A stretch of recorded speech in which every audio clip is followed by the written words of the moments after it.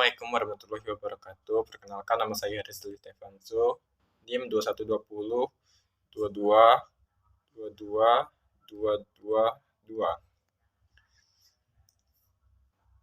Di sini saya akan menjelaskan menggali sumber yuridis, historis, sosiologis, dan politis tentang Pancasila sebagai dasar negara.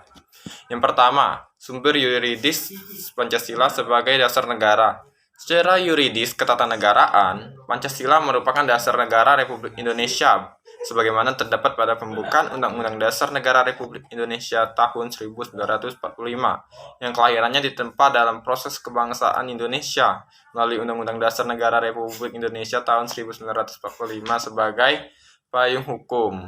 Pancasila perlu diaktualisasikan agar dalam praktik berdemokrasinya tidak kehilangan arah dan dapat meredam konflik yang tidak produktif. Juga ditegaskan dalam Undang-Undang Nomor 12 Tahun 2011 tentang pembentukan perundang-undangan bahwa Pancasila merupakan sumber dari segala sumber hukum negara. 2. Sumber historis Pancasila sebagai dasar negara. Jelas kedudukan Pancasila itu sebagai dasar negara. Pancasila sebagai dasar negara dibentuk setelah menyerap berbagai pandangan yang berkembang secara demokratis dari para anggota BPUPKI dan PPKI sebagai representasi bangsa Indonesia. Terkait dengan hal tersebut, menyatakan bahwa berdasarkan penjelajahan historis diketahui bahwa Pancasila yang berlaku sekarang merupakan hasil karya bersama dari berbagai aliran politik yang ada di BPUPKI yang kemudian disempurnakan dan disahkan oleh PPKI pada saat negara didirikan. 3. Sumber sosiologis Pancasila sebagai dasar negara. Dalam materi tersebut dibagi sebagai 5.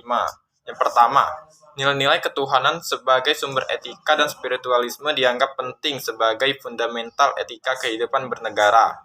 Yang kedua, nilai-nilai kemanusiaan universal yang bersumber dari hukum Tuhan, hukum alam, dan sifat-sifat sosial bersifat horizontal dianggap penting.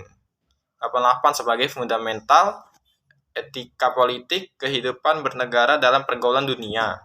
Yang ketiga, nilai-nilai etis kemanusiaan harus mengakar kuat dalam lingkungan pergaulan kebangsaan yang lebih dekat sebelum menjangkau pergaulan dunia yang lebih jauh. Keempat, dalam aktualisasinya harus menjunjung tinggi kedaulatan rakyat yang dipimpin oleh hikmah kebijaksanaan.